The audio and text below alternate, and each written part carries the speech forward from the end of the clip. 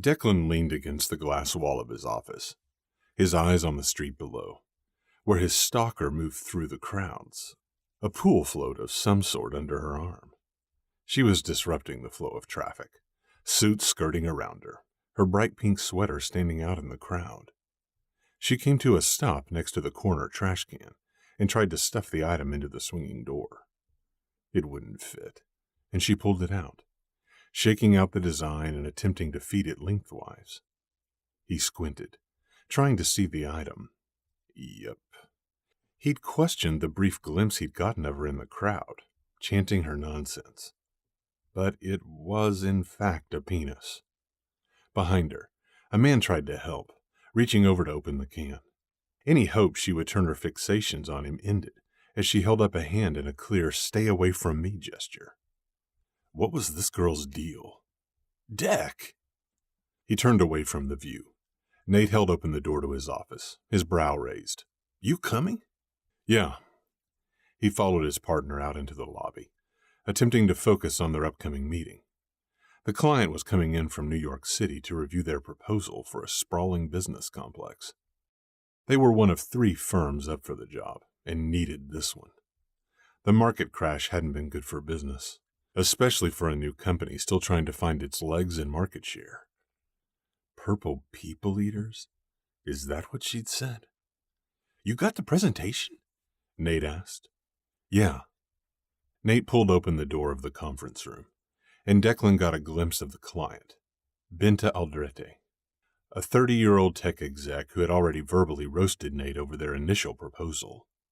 This was their second meeting with her, and the callback had increased their optimism. He reached in his pocket and withdrew the flash drive, confident about their design.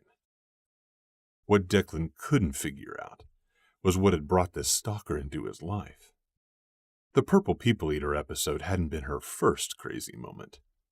There'd also been the outburst at Chipotle and at Trader Joe's, and those had been the major events. Just as alarming were the minor sightings. Her hidden behind big sunglasses and mixed in among the wives at his softball game. Her ducking in between cars in the Target parking lot. Reports from the reception desk of a blonde's repeated attempts to get up to his office. The structure of the complex, Nate finished, glancing at Declan. He nodded and tried to find their place in the presentation. Nate waited for him to pick up the reins, and then continued on. Declan straightened in his seat and vowed to focus. How did this woman pay for things? She seemed available, 24 hours a day to stalk him. Didn't she work? Hell, he could have sworn he saw her in the airport in West Virginia, a glimpse of her platinum blonde hair swinging out of view just before he grabbed his suitcase from the baggage claim carousel. Nate flipped to the next slide, showing the building's elevation. The tech complex, modern and airy, full of glass and color. Everything the client had wanted. They should have a good shot at the contract, especially given their design pricing, which was well below industry average. He pushed back from the table and stood, coming to stand next to Nate, their heights almost identical. Nate's last girlfriend had dubbed them the 2 Arcahotties, an unoriginal nickname she'd driven into the ground. Thank God that had ended.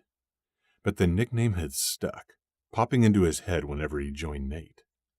Declan pointed to the proposed courtyard in the middle of the U-shaped structure. You'd wanted an area for employees to eat lunch or work outside. The beauty of this courtyard is in its hidden shade. There are retractable screens built into these overhangs. If weather hits or the sun is too bright, he nodded to Nate, and the screen changed, a video playing, showing the extensions at work.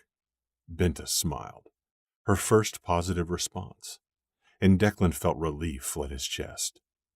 He and Nate would get the account, and he would figure out a way to lose his stalker.